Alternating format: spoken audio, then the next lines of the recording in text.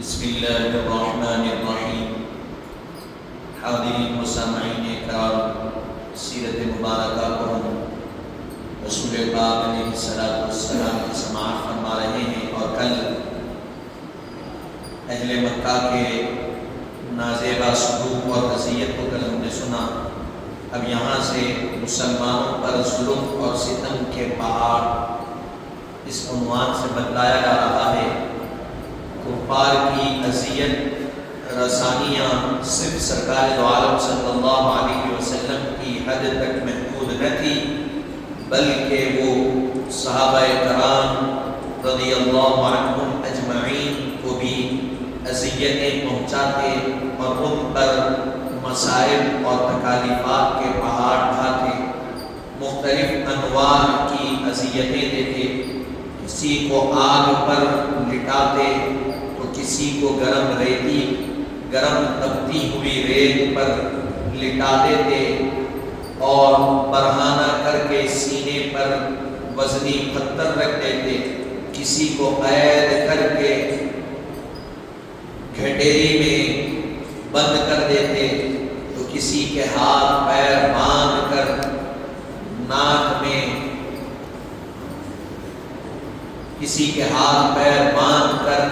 میں دھواں دیتے، تو سانس لینا بھی مشکل ہو جاتا۔ کسی کی پشت پر کوڑے مارتے تو کسی کو لوہا گرم کر کے داغ دیتے، اور کسی کو پانی میں اس قدر ڈبا دیتے کہ دم گھٹنے لگتا، تو کسی کو کولے کے انگاروں پر ڈالتے۔ یہ طرح طرح کی صحابہ کرام کو تکالیفیں دی گئی، کیا کیا اذیتیں دی گئی۔ تو کسی کو آگ پر گرم آگ لگاتے اور اس پر صحابہ کو لٹا دیتے، تو کبھی ریت پر لٹا دیتے برہانہ، تو کسی کو قید اور بند کی صحبتوں میں ڈال دیتے، قید کر دیتے، کسی کو ہاتھ پیر باندھ کر ناک میں اس قدر دھواں دیتے کہ سانس لینا مشکل ہوتا۔ تو کبھی بتلایا گیا کہ پشت پر کوڑے مارے جاتے، پیٹھ پر کوڑوں سے مارا جاتا، اور کبھی لوہے کو گرم کر کر داغ دیا جاتا، چھلکے دیے جاتے، اور کبھی پانی میں ڈبایا جاتا، اس قدر ڈبایا جاتا کہ سانس لینا مشکل ہوتا، دم گھٹتا۔ یہ صحابہ کو تکالیفیں دی گئی۔ بہرحال ہم یہاں سے بتلا رہے ہیں حضرت بلال رضی اللہ عنہ پر ظلم کی انتہا۔ ان سختیوں سے گزرنے والوں میں ایک صحابی رسول حضرت بلال رضی اللہ عنہ ہیں۔ آپ کے گلے میں رسی باندھ کر گلی کوچے اور بازاروں میں گھسیٹا جاتا۔ آپ کو کیا کرتے؟ گلے میں رسی باندھ کر گلی میں بازاروں میں آپ کو گھسیٹتے، اور عین دوپہر کے وقت تپتی ہوئی ریت پر لٹا دیا جاتا، سینے مبارکہ پر وزنی پتھر رکھ دیا جاتا۔ امیہ بن خلف نے کہا، یہ حضرت بلال اس کے پاس، یہ امیہ بن خلف ظالم تھا، حضرت بلال اس کے غلام تھے۔ امیہ بن خلف نے کہا کہ جس کے آپ غلام تھے، لیکن بعد میں حضرت صدیق اکبر رضی اللہ عنہ نے آپ کو خرید کر آزاد کیا۔ امیہ بن خلف کی آپ غلامی میں تھے، ظلم طرح طرح کے ظلم کرتا۔ مسلمان ہونے کے بعد حضرت ابوبکر نے آپ کو خریدا اور خرید کر آزاد کر دیا، اور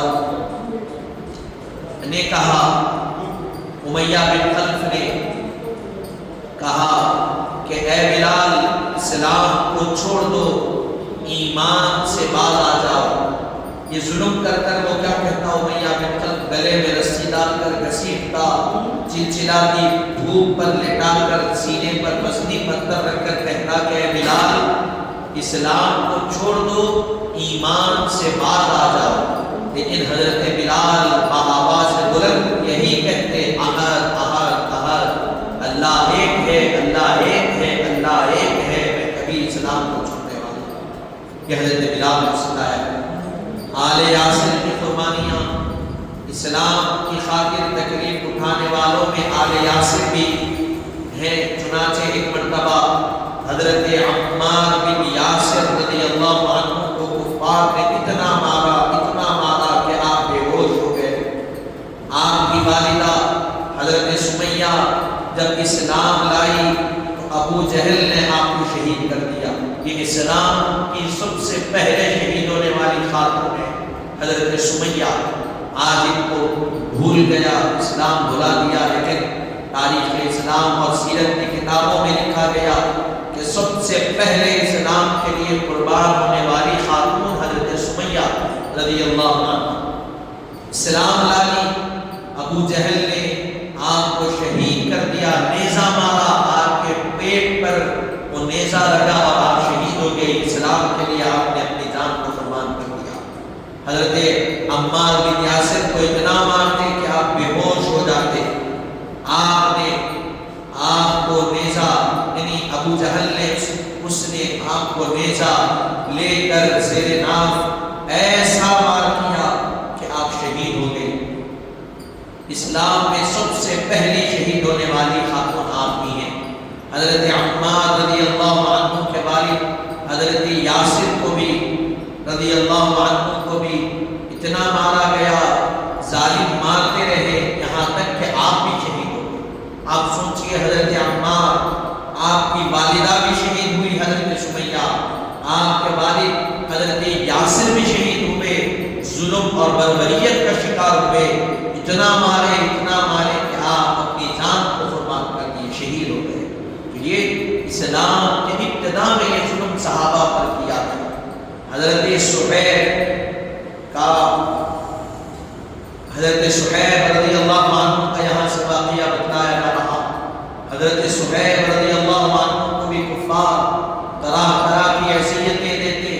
جب آپ ہجرت فرمانے لگے تو انہوں نے کہا اگر تم ہجرت کرنا چاہتے ہو تو تمہیں سارا مال اور ساری دولت چھوڑ کر جانا ہوگا۔ آپ نے بجوش بخشوع رسالت دولت و املاک چھوڑ دی اور مدینے کی طرف ہجرت کی۔ حضرت صہیب جائیدادیں تھیں، مال تھا، سب کچھ تھا، مکے سے مدینے کی طرف آنا چاہتے تھے۔ کفاروں نے ایک شرط رکھی، اگر آپ مکے سے مدینے کی طرف ہجرت کرنا چاہتے ہیں تو آپ کی جو کچھ جائیداد ہے، آپ کا جتنا مال ہے، آپ حضور کی آپ کو سارا مال ساری دولت چھوڑنا ہوگا۔ تو حضرت صہیب نے کہا کہ میں سب کچھ برداشت کر سکتا ہوں، اپنا مال چھوڑ سکتا ہوں، اپنی دولت کو قربان کر سکتا ہوں، حضور پاک علیہ السلام کی صحبت و سنت ہے۔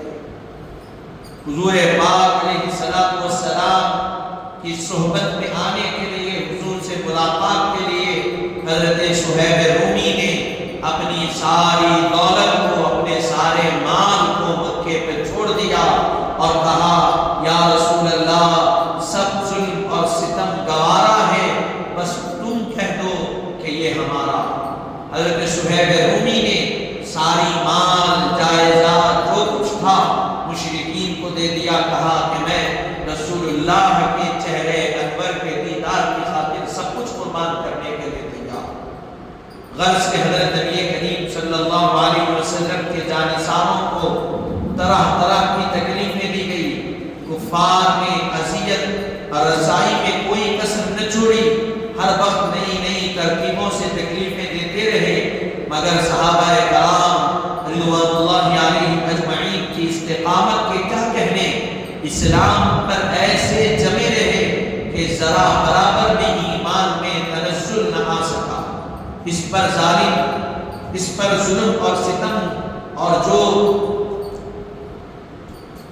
ظلم اور ستم کے پہاڑ ڈائے گئے، لیکن ان کے استقلال میں رمق برابر بھی تذبذب نہ آنے پایا اور عزم اور ہمت کے ایسے پیکر بنے رہے کہ تاریخ ان کی نظیر پیش کرنے سے خاص ہے۔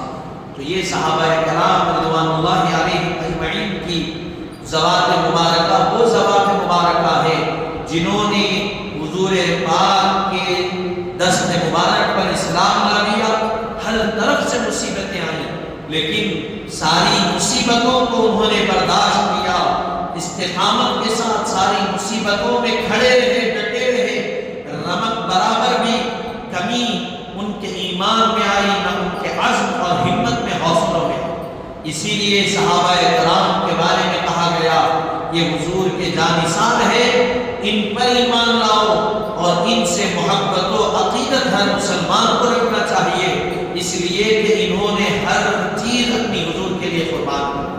تو جو حضور کا جانثار ہو جاتا ہے اس سے محبت کرنا بھی ہمارے لیے ضروری ہے۔ تو آپ سوچئے جنہوں نے حضور پر اپنی جان کو قربان کیا، خواہ وہ حضرت سمیہ ہو، حضرت عمار ہو، حضرت یاسر ہو، حضرت صہیب رومی ہو، حضرت بلال حبشی ہو، حضرت ابو بکر ہو، حضرت عمر ہو، حضرت عثمان ہو، حضرت علی ہو، حضرت ابو ذر غفاری ہو، حضرت ابو ہریرہ ہو، جتنے صحابہ ہیں 1,24,000، ان سب پر ایمان لانا بھی ہے، ان سب سے محبت کرنا ہے، ہماری ایمان کی یہ ضمانت۔ حاضرین محترم، اب پھر اس کے بعد اہل مکہ کی طرف سے مال اور جان کی پیشکش اور حضرت نبی کریم صلی اللہ علیہ وسلم کا جواب۔ اب یہ آخری چیز یہاں بتلا رہے ہیں اور پھر یہاں سبق نمبر 7 کا اختتام ہو رہا۔ مسلمانوں کو بے انتہا تکلیفیں اور سب مصیبتیں دی گئی، اس کے باوجود حضرت نبی کریم صلی اللہ علیہ وسلم نے اپنا مشن بند نہیں فرمایا۔ تو کفاران مکہ یہ سمجھنے لگے کہ مال اور دولت، عزت و حشمت اور سرداری کے لیے آپ یہ نیا دین پیش کر رہے تھے۔ کفار کیا سمجھے بھائی، ان کو تکلیف دیے، حضور کو تکلیف دیے، صحابہ کو تکلیف دیے، یہ کفار سمجھتے تھے کہ اب حضور جو ہے دین کی تبلیغ چھوڑ دیں گے۔ حضور نہیں چھوڑے۔ اب کفاروں کے ذہن میں یہ خیال آیا نہیں، حضور شاید دولت کے لیے یہ کر رہے ہیں، حضور شاید عزت و حشمت کے لیے کر رہے ہیں، سرداری کے لیے کر رہے ہیں، دنیا کی پیشکش حضور کے سامنے کی۔ اب بتلا رہے ہیں، سب مل کر حضور کی خدمت میں حاضر ہوئے، سارے مشرکین کے سردار مل کر حضور کے پاس آئے اور کہنے لگے، یہ کہنے لگے آپ دعوت اسلام سے باز آ جائیں، آپ اسلام کی دعوت دینا چھوڑ دیں تو پورا مکہ آپ کے فرمان کے تابع ہو جائے۔ آپ اسلام کی دعوت دینا چھوڑ دیں، ہم آپ کے تابع ہو جائیں گے، آپ کو مال اور دولت دے دی جائے گی، آپ کو مال اور دولت کے خزانے عطا کر دیے جائیں گے۔ حضرت نبی کریم صلی اللہ علیہ وسلم نے ان کی احمقانہ باتیں سن کر قرآن شریف کی تلاوت شروع فرمائی، جس کو سن کر سب متاثر ہوئے، مگر دلوں پر گمراہی کے پردے تھے، اسی لیے حق سے منہ پھیر کر چلے گئے۔ انہوں نے مان پیش کیا، حضور سب سنے، اس کے بعد قرآن کی تلاوت کا آغاز ہوا، کیونکہ وہ عرب تھے۔ اب میں قرآن کی تلاوت کروں تو آپ قرآن کے الفاظ کو سن سکتے ہیں لیکن سمجھ نہیں سکتے، کیونکہ آپ عربی نہیں جانتے، عربی دانی ہے، لیکن عرب عربی دان تھے کیونکہ تھے ہی عربی کو جانتے تھے۔ تو جب قرآن کو سنے تو اس کے معانی اور مفاہیم سے متاثر ہو گئے، لیکن دلوں پر کفر کا پردہ تھا، حق سے منہ پھیر کر چلے گئے۔ پھر کفاران مکہ کو یہ بات سمجھ آ گئی کہ حضرت ابو طالب کے ذریعے ہم ان کو خاموش کر سکتے ہیں۔ کفاران مکہ یہ سمجھ گئے کہ ابھی کوئی چارہ نہیں ہے، تکلیف کیے تب بھی حضور نہیں رکے، صحابہ پر ظلم کیے حضور نہیں رکے، مال پیش کیے، دولت پیش کیے، حضور نہیں رکے۔ اب ایک ہی چارہ ہے، آپ کے چچا کے پاس جائیں گے اور چچا کے ذریعے سے حضور کو خاموش بٹھائیں گے۔ تو چنانچہ سب مل کر حضرت ابو طالب کے پاس آ کر شکایت کی۔ حضرت ابو طالب نے انہیں سمجھا، منا کر لوٹا دیا، واپس کر دیا۔ پھر انہوں نے دوسری بار بھی آپ کے پاس آ کر شکایت کی، تب بھی آپ نے حضور پاک صلی اللہ علیہ وسلم سے محبت بھرے لہجے میں کہا، مشرکین مکہ بہت بگڑے ہوئے ہیں، اگر آپ اس کام سے نہ رکیں تو وہ ہم پر تلوار بھی اٹھا سکتے۔ حضرت ابو طالب ایک مرتبہ آئے، 2 مرتبہ آئے، مشرکین کو سمجھا کر بھجا دیے اور ادھر حضور سے کہنے لگے محبت بھرے لہجے میں کہ اے محمد، اے میرے بیٹے، اے میرے رخت